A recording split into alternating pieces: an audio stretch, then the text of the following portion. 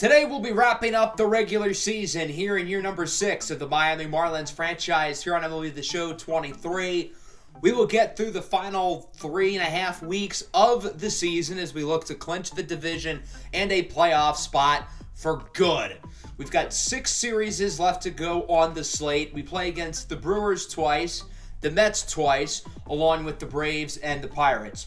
We're coming off of a series win against the Phillies on the road. That's a big deal because them, along with the Mets, are behind us currently in the National League East, competing for first place. We've had the edge on the division over the last couple of months, and today we look to clinch it off for good. We're ahead of the Phillies by 3 games and the Mets by 3.5, but we still have to play against the Mets 6 more times. Both the Phillies and the Mets are competing for wild card spots. They are currently 2nd and 3rd there, with the Padres and Braves still a ways back. We will recap the season in its entirety and go through our studs and duds of the year for the majors and minors. So that means there will be links in the description, a Google form for you guys to vote on who you believe deserves to be the stud and dud of the year for the majors and the minors. But again, we will go through that towards the end of the episode. We have to actually end the season first. We will be getting some reinforcements pretty soon. Ariel Amador has been on the 60-day injured list since around the All-Star break, but he should be good to go pretty soon. I'm going to make a slight change with Gennaro Miller. I feel like he's been pitching quietly really well. Offensively, not so much, but he's been pitching quite well, and I want to see him in the rotation. So we're going to move Tyrell Berry into the bullpen and try that out for the rest of the regular season. We've got some guys in big-time award races. Isaac Stu and Jazz Chisholm lead the MVP race. Edward Cabrera leads the Cy Young race. I think Cabrera very well could make a case for MVP, along with even Woody Landry as well. So we're going to go series by series. I want to simulate up to this series against the Mets. Obviously, our 6 games against the Mets are the most important 6 games left. So we're going to simulate through this 4-game set in Milwaukee against former Marlin Luis Robert and the Brewers, and then 3 at home against Atlanta. Orelvis Martinez broken forearm. That'll end his season. He goes on the 60-day injured list. Replacing him on the roster will be Ariel Amador, who is off the 60-day on the exact same day. Injuries are never of good timing, but I guess Martinez getting injured the same day that Amador is healthy is kind of convenient. Still sucks for Martinez, who already missed a large chunk of the year to begin with. So we ended up not doing so well in the games we simulated. We won the first 3 against Milwaukee, but then we lost the last one before getting swept by Atlanta. Despite that, we didn't really lose much ground in the division. The Phillies and Mets have been playing even worse than us over our last 10 games. So despite the fact that we lost 4 in a row, we're still 2.5 ahead of the Phillies, and we're 4.5 ahead of the New York Mets. So that brings us into this 3-game series at home against the Mets, and we can basically take them out of the divisional race depending on how we play here. And I think we're going to simulate through the first 2 and play this last game. We've got our 2 best pitchers, Edward Cabrera and Casey Mize on the mound, and we lose both. The losing streak sits at 6.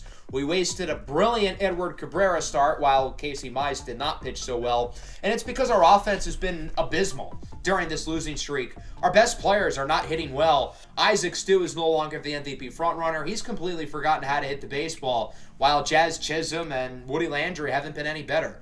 Luckily, the Phillies keep losing, so we still lead the division by 2.5 games over the Mets and the Phillies, but we cannot afford to keep losing. That's 6 consecutive losses. We are struggling at the wrong time. The playoffs kick off in around 2 weeks. We cannot afford to start struggling now because once we get into October, it's really a matter of which teams have peaked at the right time and have gotten hot when they've needed to, and clearly we have not done that. The Phillies snapped their losing streak at 4 today, so they bring it within 2. We'll see if we can snap our losing streak as well, as we currently sit at a record of 91-61, leading the NL East and the 2nd seed in the National League. Interestingly, we are 0-6 since Ariel Amador has returned, which is ironic because Amador has been the only guy who's played well during our losing streak. Baseball does not make sense. Here is Luis Severino, who's had a pretty solid season, making his 31st start of the year. He'll face off against Santiago Espinal, who rips this one down the line, and the Mets open up the game with a hit. Woody Landry is playing left. We've been getting him increased looks in the corner outfield. He's been training there throughout the season and getting more looks there. I think he's a good fit there with how strong of an arm he has. Severino would make it through the rest of the inning as he strikes out Francisco Alvarez, who goes down looking. And we take a look at the talented righty Max Butterbaugh. 3.73 ERA, 1.15 whip. Really, really solid season for the once top prospect, who's now turned into a reliable starter. He'll get Ariel Amador to check his swing on the fastball. Jazz Chisholm up now. He hits this one well into right center field. Back at the track, at the wall. It's off the wall. Jazz seemed to stop it first. Did he think that was going over the fence? Nonetheless, it'll be a double, and the Marlins get a runner in scoring position with one away and an opportunity to score first. That'll bring up Woody Landry, and he strikes out on the circle change, and Butterbaugh makes it through the first as we go top two. Josh Naylor rips this one into right center. At the track, at the wall, it's gone! Wood is unable to get there quick enough. It's a solo home run for Josh Naylor, the native of Canada, with his 19th of the year, and the Mets are on the board first. They lead at 1-0. Yoan Moncada rips it into center. Wood tracks it down, but that'll go for a hit. And the Mets offense is making some waves here in the second inning as they look to get the sweep and increase Miami's losing streak to 7. This is Hendry Mendez, an outfielder making his major league debut today, a 24-year-old prospect, and he rips it up the middle for a hit. First career at bat is a single for Mendez. You may recognize this name because he's actually spent much of this series in our farm system developing. We traded him away a little bit later on, but he was with our organization for probably 3+ years. He was with us for a while. Santiago Espinal grounds it to second. Jazz Chisholm fields it cleanly, makes the play.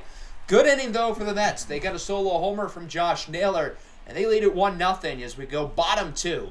The catcher, MJ Melendez, is up with one away, and he goes down on the circle change. Melendez is the best plate discipline on the team, but he got fooled there. Josh Bell getting the start today. He goes down looking on the fastball, and Butterbaugh makes it through two pretty solid innings as we move top three. Top of the order up for the Mets. Brendan Nimmo goes down looking on the slider. That one was right down the middle. What was he waiting for? Two away now for Francisco Alvarez, and he strikes out as well. Good inning for Severino, who's been fairly solid so far. 1 earned run in 3 innings so far. The Marlins offense hasn't exactly shown much of anything today, which isn't ideal considering the offense has taken the last week and a half pretty much off. James Wood, though, with a single into left. I wish James Wood got more playing time this year. We're trying to get him more reps as the season goes along because I feel like he's played legitimately well. In scoring position, 2 away for Jazz. Weak grounder to first. Naylor tags the base. That's 3 scoreless innings for Max Butterbaugh, and we could be looking at a pitching duel. Austin Meadows up here in the 4th, behind 1 and 2, rips it up the middle. Chisholm cannot make the play, and that'll go for a base hit. Despite the fact that I feel like Severino's pitched pretty well, the Mets have been able to get fairly consistent base runners. Omar Cinco is up now. He grounds it to short. Amador out to Chisholm, out to Stu. 5-4-3 double play goes down the Mets as it remains a 1-0 ball game. Let's go bottom 4. Let's see if this is the inning where the runs can, start. Woody Landry hits it up the middle, beats the shift, and that'll go for a hit. If not for the shift, I would think he would have been out as well. I don't know why teams shift to the right with Woody because he's a really good opposite field hitter. It never makes sense to me. Jesus Sanchez up the middle, deflected by the shortstop. That's Bobby Witt Jr. Throw to first is not in time, and Sanchez is aboard with an infield single. 2 on now, and a perfect opportunity for MJ Melendez with a full count. Grounds it over to first. Going to be a tough play. Can the Mets turn 2? Yes, they do! What a great defensive play there by Josh Naylor in particular at first to help turn the 3-6-3 double play as we move into the 5th. Yoan Moncada leads off the inning. He strikes out on the fastball. Good pitch there by Sevy for out number 1. Santiago Espinal with 2 gone. Swings and misses. 5 innings of 1-run ball for Severino, continuing to pitch well. It might not matter if the offense doesn't do anything, but at least he's having a good day. Josh Bell leads things off here in the bottom of the 5th, and he goes down on the fastball. Good pitch by Butterbaugh for out number 1. That will bring us to Luis Rengifo with 2 away, the trade deadline acquisition from the Cardinals. And he hits this one solid into center. It has a little carry, but it's caught by Brendan Nimmo. Nice snag. 5 scoreless innings for Butterball. He's showing no signs of slowing down.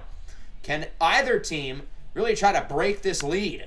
Brendan Nimmo grounds it to first. Nice play by Isaacs, too. Not known for his defensive ability, but he's able to make the diving snag. 2 gone now for Francisco Alvarez. Severino's 102nd pitch of the day. It's a grounder to second. Jazz makes the play. 6 innings down for Luis Severino. He as well is not showing any signs of slowing down. And assuming the Marlins offense doesn't explode here, they're probably going to need to keep Severino in the game a little while longer. Ariel Amador rips a single into center to start the bottom of the 6th. There's a base runner, an opportunity for Miami to look to finally get some runs across. Jazz Chisholm is up now. Count is even at 2-2. And Jazz crushes it into straightaway center with the bat flip. 2-run shot. You like Jazz? The Marlins lead it 2-1. Jazz Chisholm's 38th home run of the season, looking to catch up to his teammate Isaac Stu on the home run leaderboard. Miami finally gets some runs, and they take the lead after being shut out through the first 5+ innings. And that dinger by Jazz Chisholm is going to yank Butterball out of the game. Really solid start for Butterball nonetheless. 5 1/3, only allowing 2 runs. Won't get the win, though, because his offense hasn't given him any run support. He'll be replaced out of the bullpen by Matt Allen, an innings eater. 4.7 ERA. Not terrible, I guess, but certainly not great. 56 walks in 88 innings is definitely not ideal. He'll face off against Isaac Stu with a full count. Quiet game here for Stu, but he rips this one into the gap. His first base hit in about 2 weeks. I'm exaggerating, but it feels like that. He started the day with his average at like 350. Now it's barely above 330. Once upon a time, it looked like he was a lock for the batting title. Now, not so much. Nonetheless, he's in scoring position with a double. That'll bring up Woody Landry, who strikes out on the 12-6 curve. Big pitch by Allen. He needed that one. 2 gone, runner on third, and a 3-1 count for the catcher, MJ Melendez. He will hit this one sharply into the gap. He's thinking extras. It goes off the wall. Stu scores with ease, and the Marlins lead it 3-1.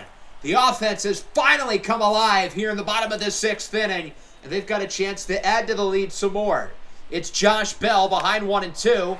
Hits it solidly into left. That'll drop. Melendez is going to go home. Then he realizes maybe I shouldn't have done that, but his decision is too late. As he goes back to third, he is tagged out, but still a very strong inning for the Marlins as they score 3.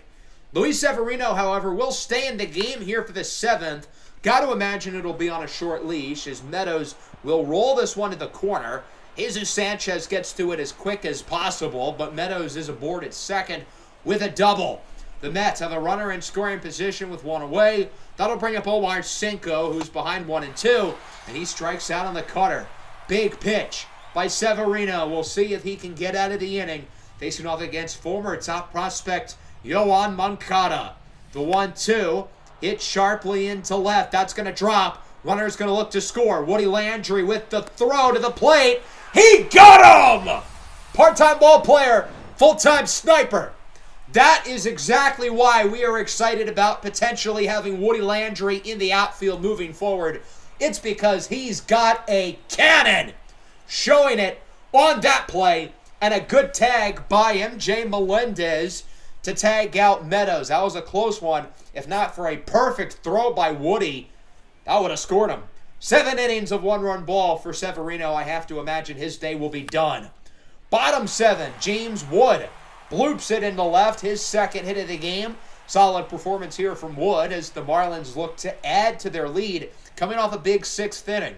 Brian De La Cruz into the game off the bench. He's played fairly well during the losing streak, unlike most of the roster, as he rips it into right. It goes off the wall. With nobody out, there's no reason to be ultra aggressive on the base paths, so both runners will stay. 2nd and 3rd, nobody out. Quite the opportunity here for Kevin Alcantara, also entering the game off the bench. as he looks to break this door wide open, and he does not, striking out on the 12-6 curve. That's a big pitch for Allen. He needed that one. Jazz Chisholm now will draw an intentional walk. I don't blame the Mets for not wanting to throw to him. The problem is they now have to go up against Isaac Stu. Nonetheless, the bases are loaded, and as we know, the Marlins are not so good with the bases loaded, although I will say the bases loaded plague has not hurt us so much here in Season 6, and Isaac Stu looks to keep it going. It goes all the way to the wall. Meadows cannot make the grab. Pandemonium on the bases. Nobody knows where to go. So De La Cruz is out. The runner before him scores. That's Wood. Stu is at second with an RBI double, while Jazz is at third. That ball was almost caught, and it was also almost a grand slam.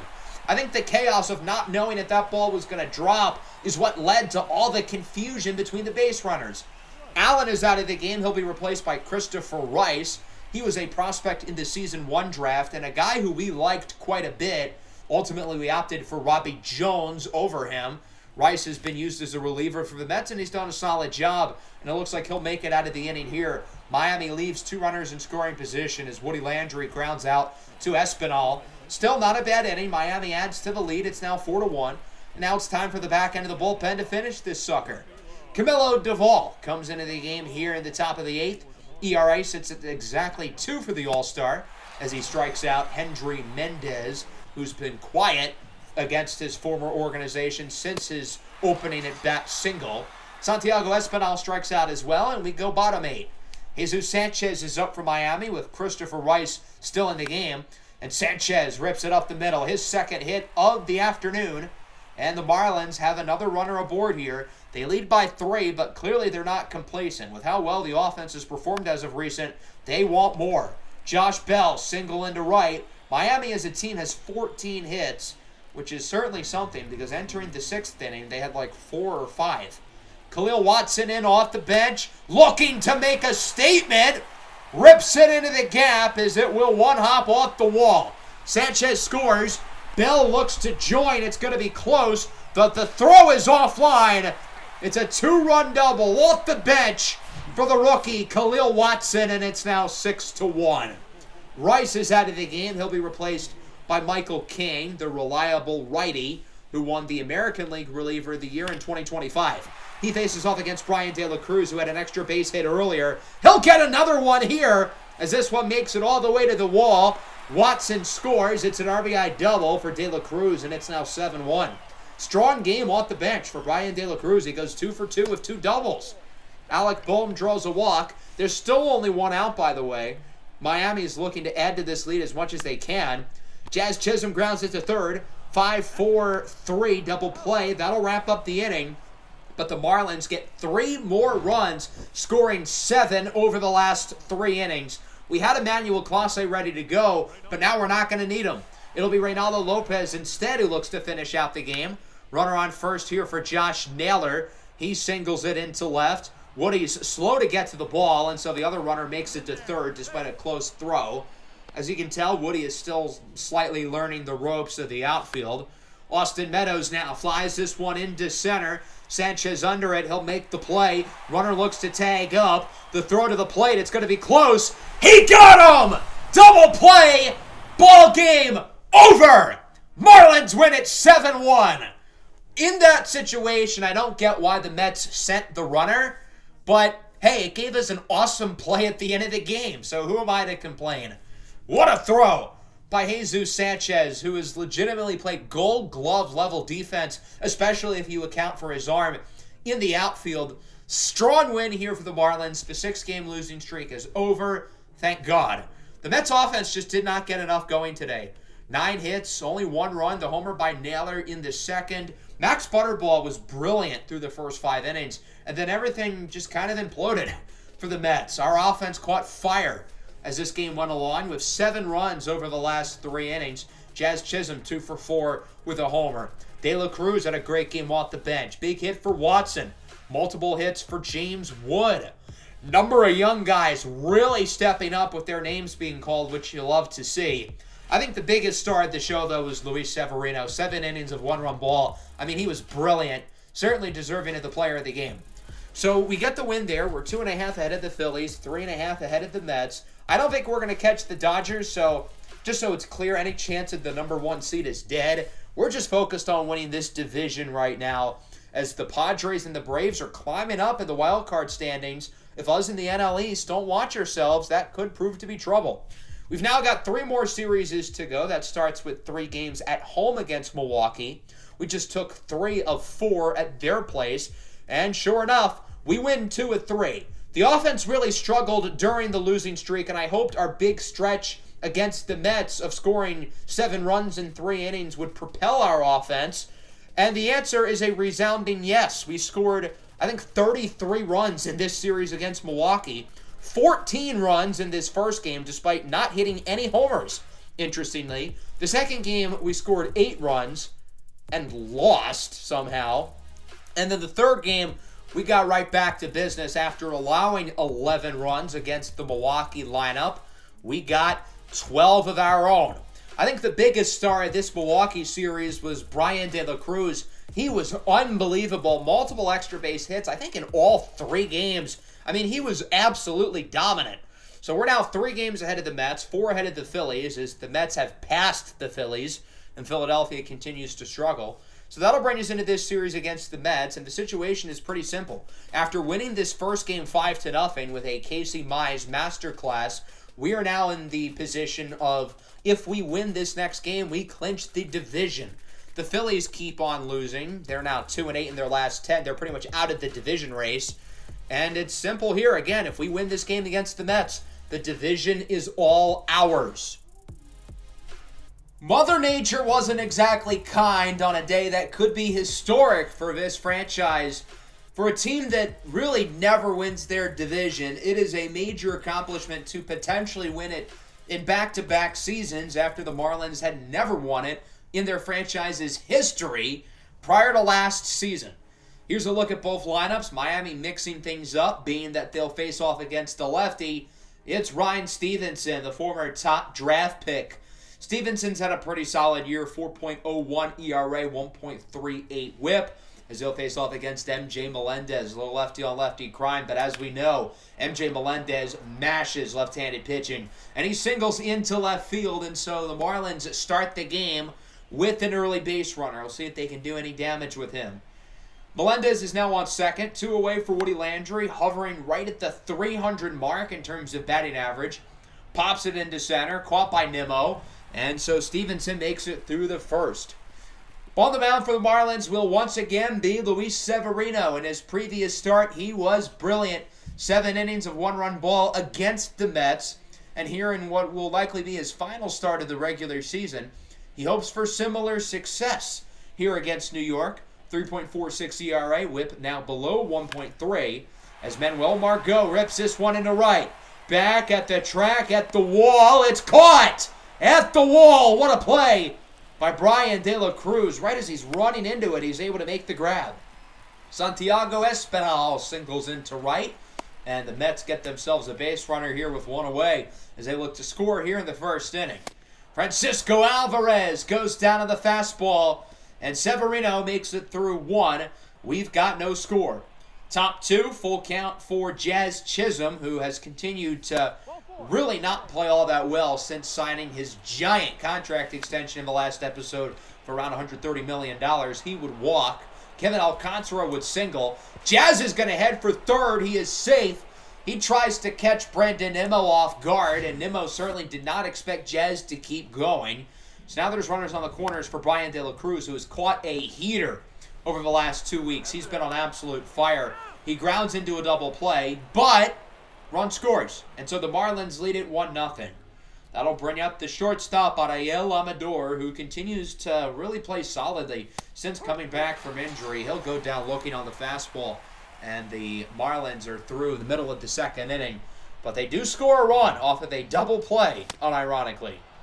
Josh Naylor goes down on the fastball. Good pitch by Severino. Now against Austin Meadows. He rips this one into right center. This ball is out of here. A solo shot for Meadows. The Big Apple will rise up, his 20th of the year. You guys remember when Austin Meadows went like 5 for 5 against us in a playoff game last year? That was fun. Omar Cinco rips it to first. Isaac Stu deflects it. Instead of throwing it to the pitcher, he tries to get to the base himself. He is not in time, and that'll be ruled as an error. Now it's Ronnie Mauricio who gets into the warning track in left.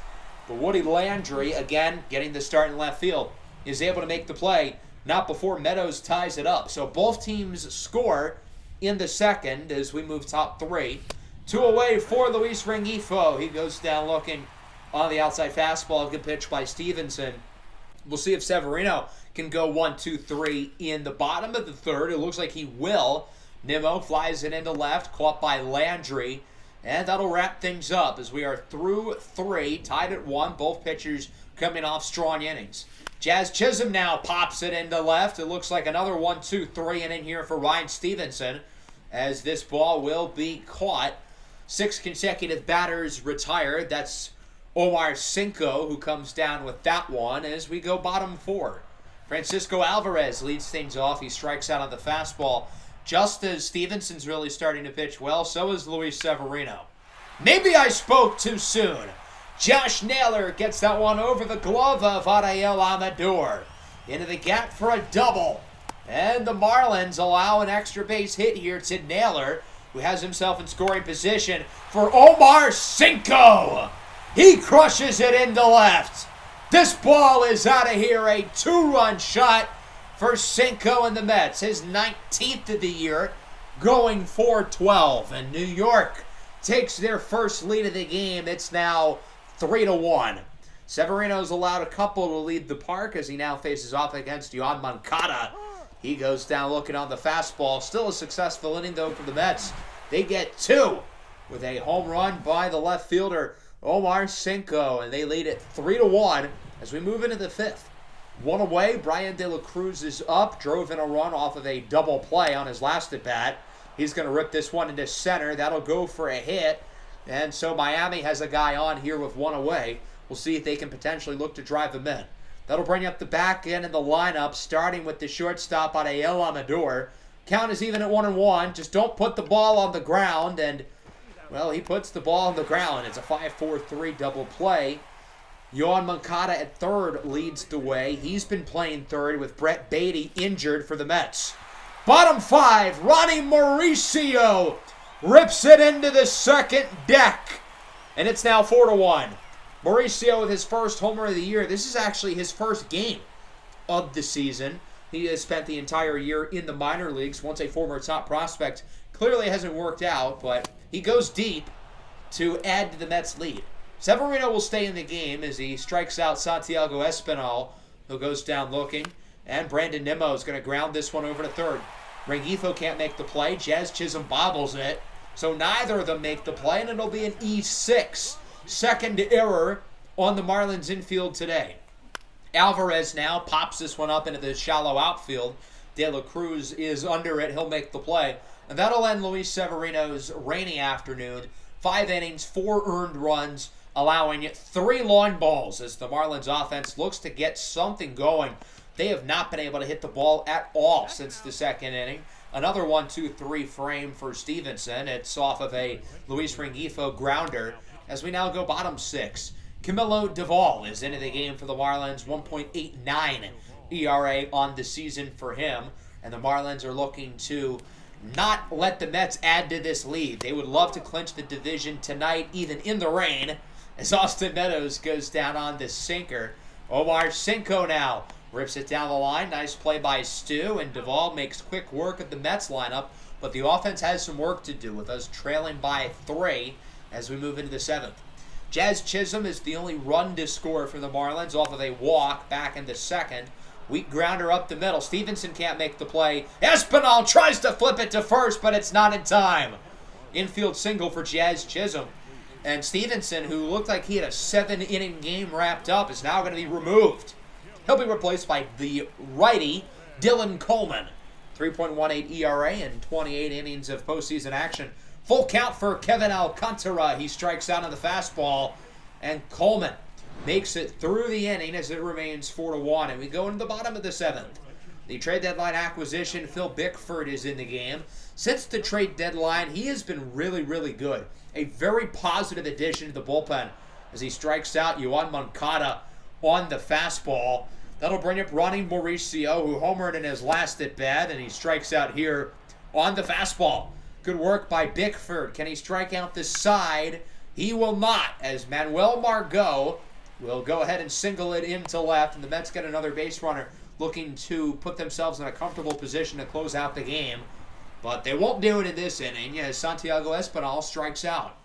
Bickford punches out 3. He continues to lower his ERA as we move into the top of the 8th. Brian De La Cruz swings and misses at the high heat. Fastball clocking in inside at nearly 100 on the gun. Josh Bell off the bench, grounds it up the middle. What a play by Dylan Coleman to rob Bell of the base hit as he snags the out. Jesus Sanchez enters the game off the bench. He rips this one into left center.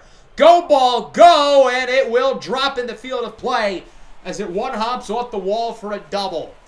Jesus Sanchez is obviously too good to not have start pretty much every postseason game, but in the case that he doesn't, he's got a quirk that helps him in pinch hit opportunities like this one. Edwin Diaz is coming into the game now. The Mets want no funny business as Diaz goes for his 59th save of the year. He will plunk MJ Melendez, and so now the Marlins have quite the opportunity. 2 on, 2 away, and a big pinch hit opportunity here at the top of the 8th for James Wood, who swings and misses at the fastball. The Marlins put so much faith in Wood that they have nobody to replace him at third base, so Wood is just going to have to stick there for the 8th inning. Johan Duran comes into the game out of the bullpen, ERA hovering at around 4. He really hasn't pitched all that well as of recent. Alvarez grounds this one past Jazz Chisholm. That'll go for a base hit, and the Mets add another base runner. 1 gone here for Naylor. Grounds it up the middle. The Marlins should turn 2. Watson to Chisholm. Over to first. It's Stu, and that'll be an inning-ending double play. Duran makes it through the 8th as it remains 4-1, and we go top 9. Isaac Stu leads off the inning. Grounds it to second. What a play by Santiago Espinal for the first out of the frame. Full count now for Woody Landry. He's had a quiet afternoon, 0 for 3, as he goes down looking on the slider. 2 gone now. The game comes down to Jazz Chisholm, who's really been the only productive player on the offense, and he sends this one high and deep into center. Nimmo at the track, at the wall. He cannot make the play. Jazz is into second with a double. He has reached base 3 times today, and so now the Marlins have a runner in scoring position. 2-2 count for Kevin Alcantara. He's going to ground this one over to short. Play should be made by Mauricio, and it will. Mets win it 4-1. The Marlins should still clinch the division, but it won't be in this game as New York gets the better of the Fish here in what should be a Fish's native territory, the water. Our offense really was not good today. 1 run, 6 hits. Jazz Chisholm reached base 3 times. Jesus Sanchez had a nice pinch hit off the bench, but everybody else was not good whatsoever. Luis Severino allowed 3 homers, and while the bullpen was able to keep the score respectable, the Mets offense was too good early, and Ryan Stevenson had too good of a start. So we still lead the Mets fairly comfortably by 3 games, and we can still win the division here in this last matchup with Gennaro Miller facing off against fellow lefty Coco Pozo. We would score 3 in the first. However, the Mets would add 5 across the first 3 innings. Not a good start from Gennaro Miller. Joe Shearer in the game. He's doing well, as is Coco Pozo, who makes it through 7, allowing 3 runs before being taken out. Still 5-3. Johan Duran allows a 2-run homer to Alvarez. He's going to have to be yanked out of the game, replaced by Duvall, who makes it through the inning. I think it's fair to say we're not going to win this game as we get a couple guys on, but it won't matter. The Mets win 3-7. They keep their division hopes alive as it's only a 2-game difference entering the final series of the year. We're playing against the Pirates while the Mets have to play against the Philadelphia Phillies. The Phillies are currently positioned as the 3rd wild card, but they haven't clinched yet because the Padres and the Braves have played so well across the month of September. So you know the Phillies are going to be giving it all they got. We're going to continue to simcast until we win the division, if we win the division, that is. Meyer allows 2 runs in the first. We get 2 back, though. Meyer's going to be taken out after 4 innings, allowing 2 hits and 8 runs. As Brian Reynolds homers in the 5th, it's now 3-2.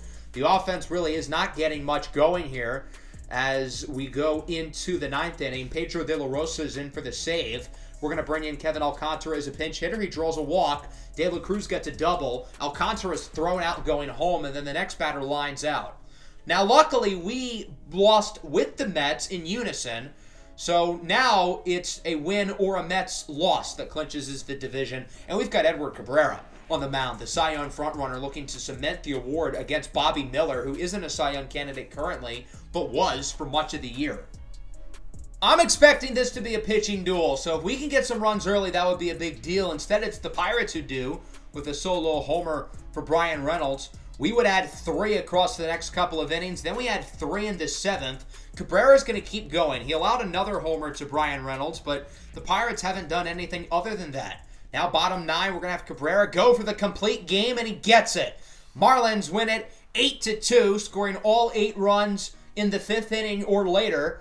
And with a complete game from Edward Cabrera, we have officially clinched the division for a second consecutive season, barely edging out the Mets and to a slightly lesser extent, the Philadelphia Phillies. The Dodgers have clinched the 1 seed, which means we are locked into the number 2 spot. We'll face off against the winner of the 3 versus 6 matchup. The Giants and Mets are locked in as the 4 and 5 seeds. We will not see one of them. It'll be the Cubs against most likely the Phillies or the Padres. So, funny enough, we're going to play against a worse team than the Dodgers will. We ended up losing our last game of the year 6-0. I think it's fair to say Casey Mize had a little bit too much fun celebrating the night before as he allowed all 6 runs in the first inning. It doesn't matter that we lost. Again, our seeding was locked up as we finished the year with a record of 96-66. Certainly not a pretty end of the year. The Mets brought it within a game, but we still ultimately win the division. It does feel like that we've struggled here in September. So I don't know if this stretch of games off is going to be a good thing or a bad thing, because I kind of have always thought the bye in the MLB playoffs is not a good thing. It really affects teams negatively. The most notable thing in the American League, other than the fact that it sucks compared to the NL, is that the Rays, the back-to-back World Series champions, would end up missing the playoffs by 1 game. Here's a look at the final stats for the year, obviously led by guys like Jazz, Stu, Landry. Young guys like Alcantara and Watson were big pieces for us, while other players like MJ Melendez and Jesus Sanchez continue to be really solid. Edward Cabrera had a great season. Mize and Severino were solid. The bullpen was a little shaky, but they were still solid. Edward Cabrera led all pitchers across baseball in pretty much every meaningful pitching stat. ERA, whip, innings pitched, strikeout, wins, all that good stuff. Got to imagine he wins the Cy Young, which he does. We don't get the MVP, though. It goes to Vladimir Guerrero Jr. I thought there was a chance Edward Cabrera would swoop in at the end for the MVP like he did last year. Unfortunately, he doesn't, but he does take his second consecutive Cy Young. He wasn't as dominant as he was last year, but he was more consistent. Of his 33 starts, 30 of them were quality starts. That is unbelievable. So hats off to Cabrera for another great season. Isaac Stu finishes second for the batting title. He led the way the entire year and fell off at the end. Khalil Watson is third for Rookie of the Year. I think he should have won it, but that's just me. Isaac Stu finishes third for Hank Aaron. Gennaro Miller wins his second Gold Glove of his career. That's kind of cool. Isaac Stu second for Silver Slugger DH. MJ Melendez is third for Silver Slugger catcher. Woody Landry second at first base, while Jazz Chisholm will take home the Silver Slugger in the outfield. Now it's time to go over our studs and duds of the year. We'll start with the majors and then go to the minors. Keep in mind this is an expectations-based award. Players who performed a lot better than we expected are going to be up for stud of the year, while players who disappointed will be in the dud of the year race. We'll start with Isaac Stu. Obviously, this one's a no-brainer as he took a massive leap here in his second season. He did struggle at the end of the year. His OPS is under 1,000 for the first time all year, but he still hit .333, 39 homers, 113 RBIs, 4.6 WAR is impressive for a primary DH. I will say, going into September, his WAR was at like 5. It's a shame he had a really bad month to end the year, but he was still very good. Kevin Alcantara will be our second candidate. We let go of guys like Luis Robert because I was confident that Alcantara would take the next step. In Alcantara's first month of the year this year, he was really bad, and I was worried that he wasn't going to take the step up, but he did. After the month of April, 4.5 WAR, that's just .1 below Isaac Stu. He's not really a rookie because he's been here over the last couple of seasons, but this is really his first full season and a very impressive one, a lot better than I expected. And then I think Khalil Watson had a really similar season to Alcantara in the sense that we let go of guys like Bo Bichette and Ha-Seong Kim because I was confident with Watson. He was really bad the first month of the year, but he picked it up after that. Finishing in third for the Rookie of the Year. Certainly well-deserved and a great season for Watson as he is the final Stud of the Year candidate. Let's now look at the Dud of the Year candidates, and we will start off once again with position players. He's not currently on the big league team. The game sent him down. He was so bad. It's Alec Bohm, who we re-signed to a one-year extension in the offseason, and that was a mistake. He went from an everyday player to a platoon/bench bat. I mean, he was really not good, not just offensively, but he was abysmal on defense too. Fielding percentage below 96%. That's awful. WAR at negative 1.2. He was an utter train wreck. With how bad he performed, that opened an opportunity for Jacob Berry to really step up and become the full-time third baseman. And he did not do that because he was almost just as bad. I thought Berry really took a turn last year, and he played really, really well. 2.7 WAR, 18 homers, 50 RBIs, and pretty much half a season. But this year, he was really not good. WAR at like 1. OPS was below 700. He didn't hit for good power or good contact. His defense was below his standards. We had him down in the minors for the final month of the year. And even in AAA, he was very mediocre. His OPS was barely above 700. And he just was not all that impressive this year, and thus he will be our second Dud of the Year candidate. The third and final person I was really deciding between two, Jordan Hicks and Johan Duran. Hicks was obviously worse, and we did give Hicks a pretty decent contract in the offseason, but we're giving Johan Duran elite reliever money. We expect him to be elite, and he wasn't. I don't think the ERA tells the full story. I think he was better than the 4.14 ERA suggests. I think he really deserved more like a low 3s ERA, but even that's not enough. If I'm paying you $10 million a year, I expect something in the 2s or the 1s in terms of ERA. I also want to shout out Brian De La Cruz. He was one of the favorites for the Dud of the Year all season, but he played so well down the stretch that I couldn't put him on because his numbers were too good. Now on to the minor leagues. Ziggy Zidane will be our first Stud of the Year candidate.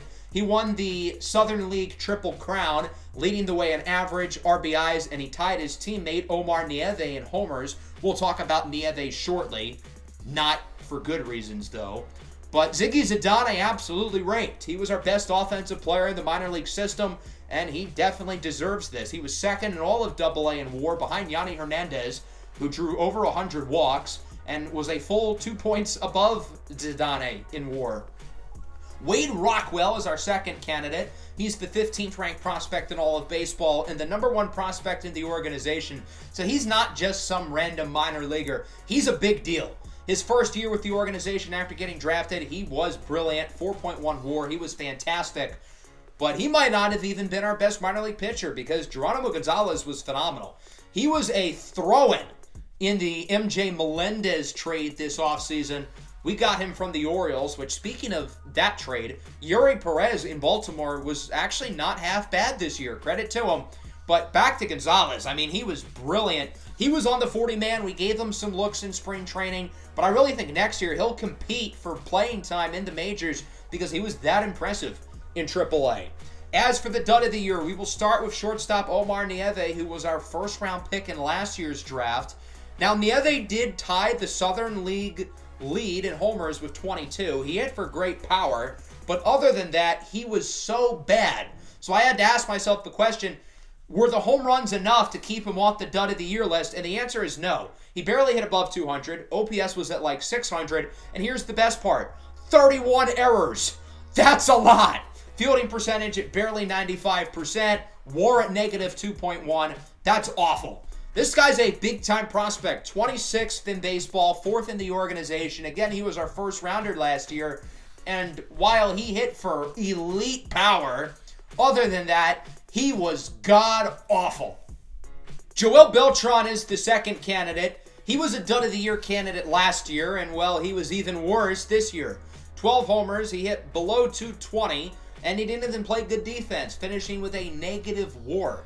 Beltran was a second-round pick of ours back in Season 1, and at this point, he is a full-on bust. And it's not even like he's all that young. He's 26 years old. To put that into perspective, he was drafted the same year that Woody Landry was. Beltran was drafted at 22 years old, while Woody Landry is 22 right now. That's something. Our final candidate I had to get a little creative for, but I picked Jordan Hicks. I thought about him for the Major League Stud of the Year, but as it turns out, he was really bad in the minor leagues too. So because of that, I'm going to add him on the list anyway as a minor league Dud of the Year candidate. There are some other guys, good and bad, I want to highlight. Aaron Sabato and Dalton Rushing had great seasons offensively in AAA.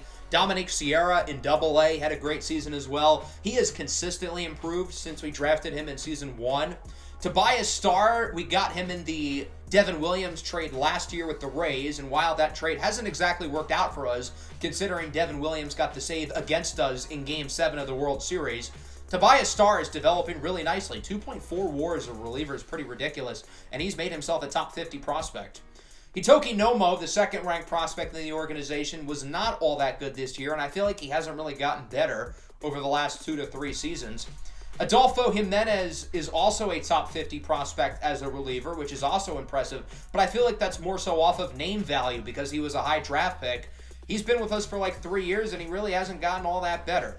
I also got to highlight all of the AA guys who had negative WAR. It was not just Nieve and Beltran. It was a handful of guys who really struggled. So that'll wrap up today's episode. Again, make sure to vote for the Stud and Duds of the Year in the description. Next episode, we will kick off the postseason with games 1 and 2 of the NLDS. But who will it be against? The 3-seeded Cubs or the 6-seeded Phillies? We've made the NLCS 2 years in a row. Our 2 opponents in those series were, ironically, the Cubs last year and the Phillies before. So it'll be a playoff rematch against somebody. Make sure to leave a like and subscribe to the channel if you are new and if you're ready for some postseason baseball. Peace out.